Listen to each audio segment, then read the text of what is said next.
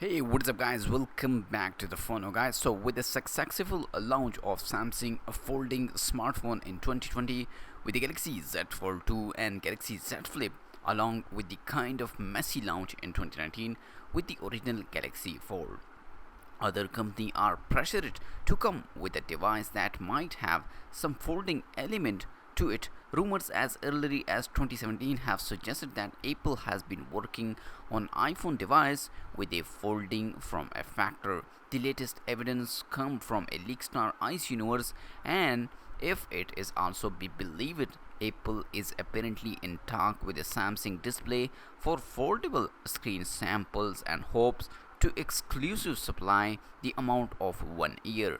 As per this and previous report dating back to early last year, Apple has already been working prototypes for a folding touchscreen device. Apple is still the development phase and likely has not settled on a design for such a device should it even arrive to the market, since the rumors start at least two patients have already surfaced, giving us a rough idea of what the phone could look like. Back in June, another leaker, John Prosser, who are a YouTuber, tweeted about the folding iPhone design. He says Apple foldable iPhone is not really a foldable. The current prototype has two separate display panel on a hinge, round stainless steel edge like current iPhone 11 design, no notch, teeny forehead on outer display that house Face ID. The other tweet, he says the memes are funny, but it does not look like they just stuck two phones together. Even though they are two separate panels, when the display are extended, its look fairly continuous and seamless. Such a folding iPhone might have a hinge and a two display, much like the Surface Duo. We have doubts that Apple would release a folding device with hinges, not when Samsung has a display that actually bend in cases.